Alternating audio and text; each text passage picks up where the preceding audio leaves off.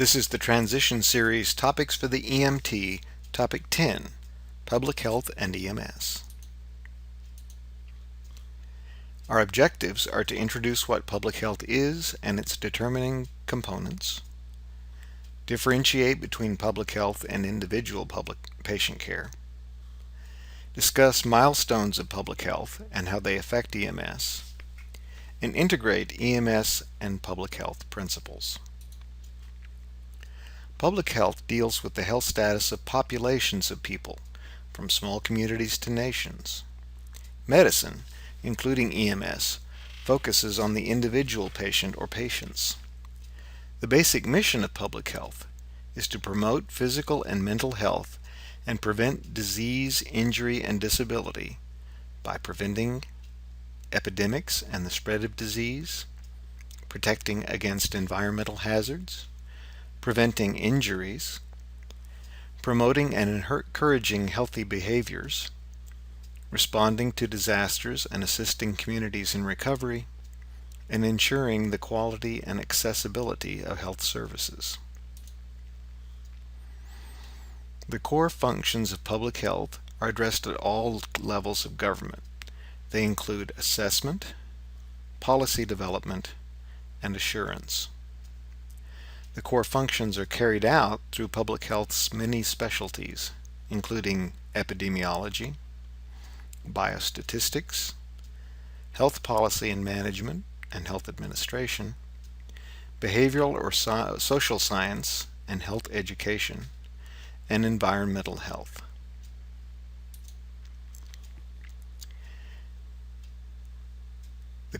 Under the core function and essential public health services, under assessment, we monitor health status to determine community health problems, diagnose and investigate health problems and health hazards in the community, such as disease outbreaks based around a restaurant, and inform, educate, and empower people about health issues, such as obesity or smoking. In policy development, we mobilize community partnerships to identify and solve health problems. We develop policies and plans that support individual and community health efforts. In assurance, we enforce laws and regulations that protect health and ensure safety. We link people to needed health services and ensure the provision of health care when otherwise unavailable, such as providing support to rural ambulance services. And we ensure a competent public health and personal health workforce through activities such as licensing of EMTs. We evaluate the effectiveness, accessibility, and quality of personal and population-based health services. And we develop policies and research for new insights and innovative solutions to health problems. Public health and medicine, including EMS, are both founded in science. They work together with similar goals. And the overall purpose of both medicine and public health is to ensure a healthy population, although the tasks to achieve this are different within each discipline. Public health is a unique field in that it partners with many health professions to ensure a healthy population. As a result, public health is often confused with many other health professions that have similar goals and missions. One of the most frequent partnerships occurs between public health and medicine.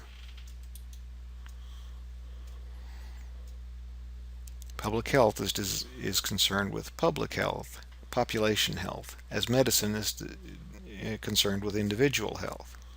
Public health is concerned with disease, conditions, or disabilities that are consequences of multiple factors, whereas medicine is concerned with disease, conditions, or disabilities as a problem within the individual's body or mind. In public health, our emphasis on prevention through health education and health promotion. In medicine, our emphasis is on the diagnosis and treatment of the individual patient. In public health, health professionals from various backgrounds work in many settings, such as epidemiology and policy development.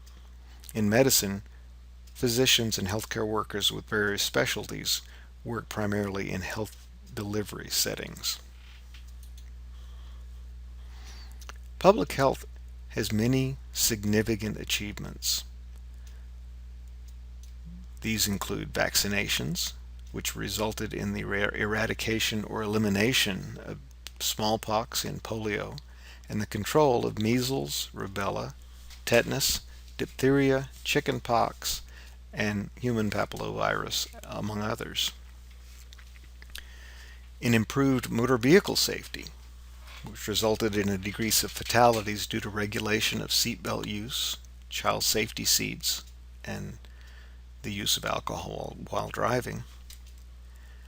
Safer workplaces, including the decrease in worker injury fatalities. This is a result of improved safety equipment, machinery and devices, ventilation, and other regulatory efforts. The control of infectious diseases through improved water and sanitation practices and scientific and technological advances such as antibiotics. And the decline in health disease, especially the decline in deaths from coronary heart disease and stroke, due to health education and promotion efforts targeting risk factor reduction, increased numbers and better training for emergency medical service personnel, and so forth.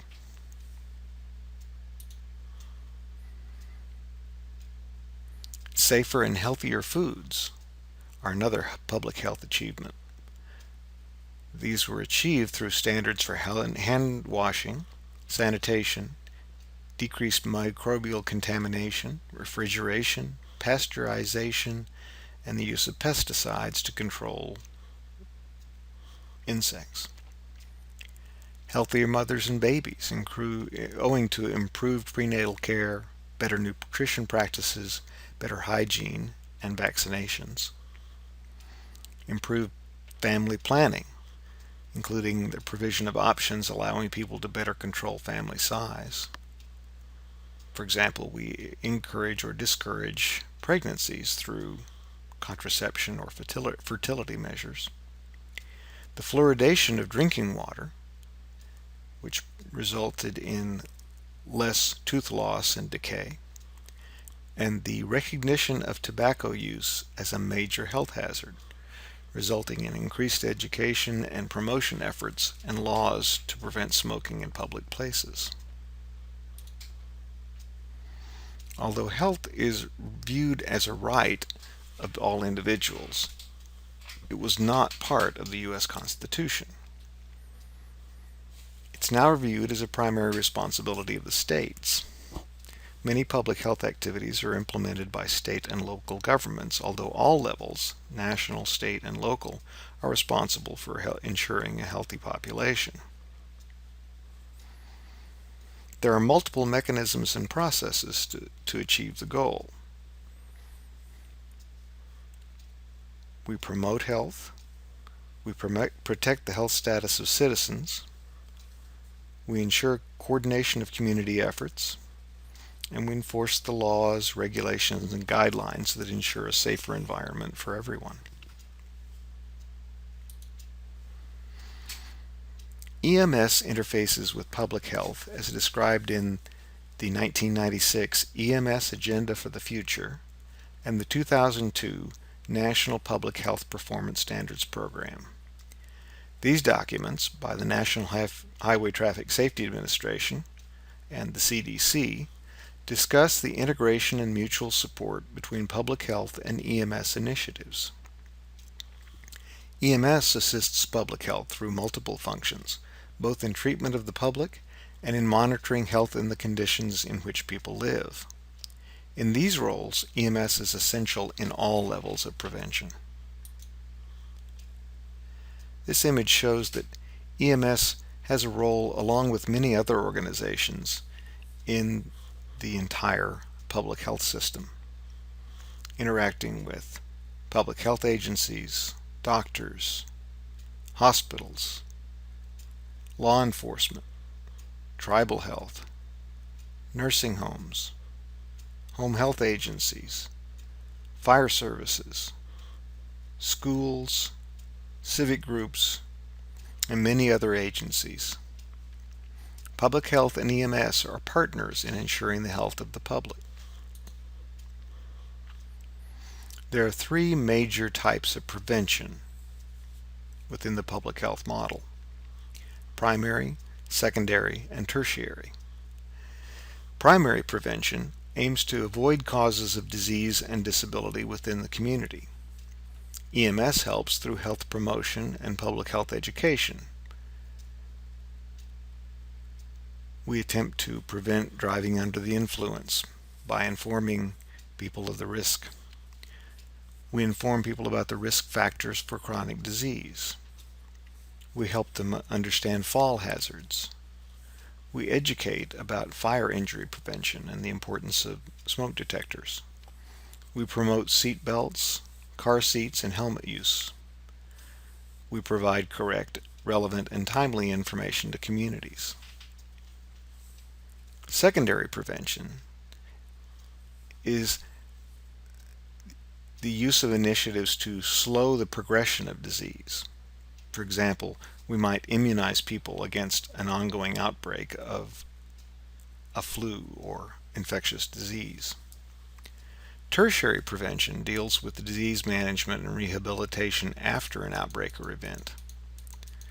The role of EMS includes screening to identify those at risk and helping minimize disease complications, reporting any potential public health concerns, maintaining self-home environments for children, ensuring public access to automatic external defibrillators, AEDs, to help those at risk for heart attacks, and in particular in the last few years, participating in emergency management planning and response, and providing acute care to the community when emergencies arise.